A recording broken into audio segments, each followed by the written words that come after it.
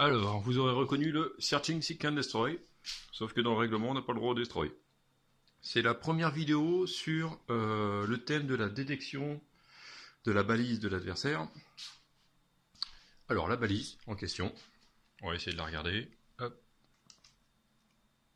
Et en plus, ça marche. Nickel.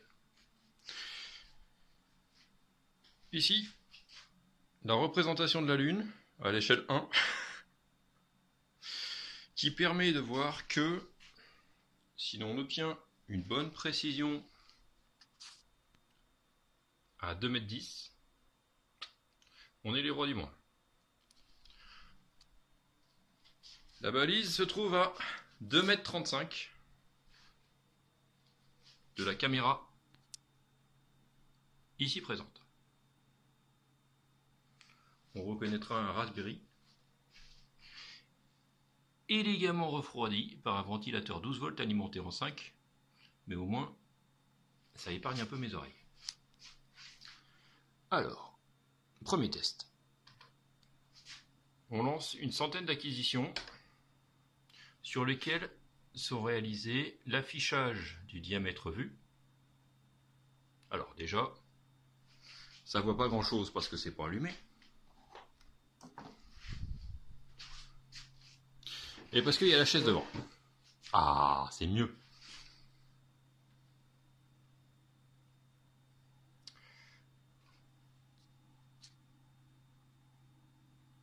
Ce que l'on peut voir, c'est que la stabilité de la mesure est impressionnante.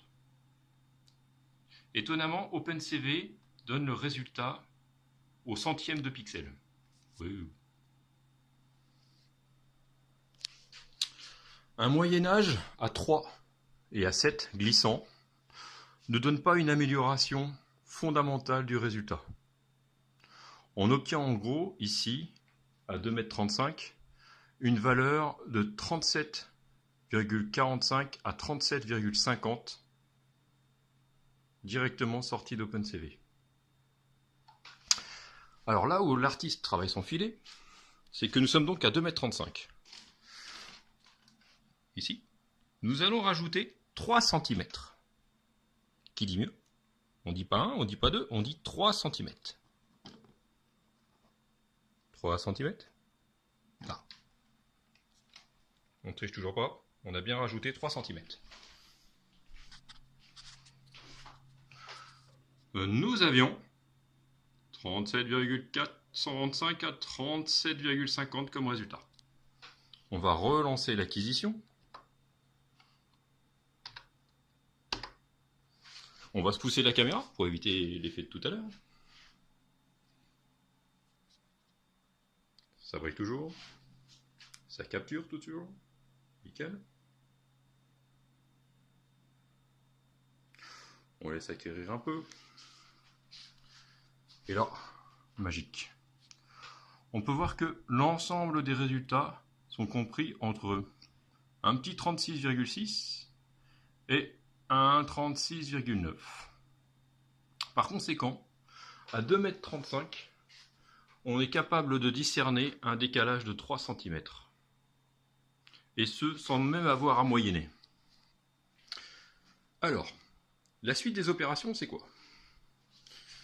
Après avoir sorti mes anciens livres de cours, j'ai mal à la tête. Et en fait, être retombé sur les classiques, Thalès et la loi des lentilles de Descartes, on arrive à une formule très très simple.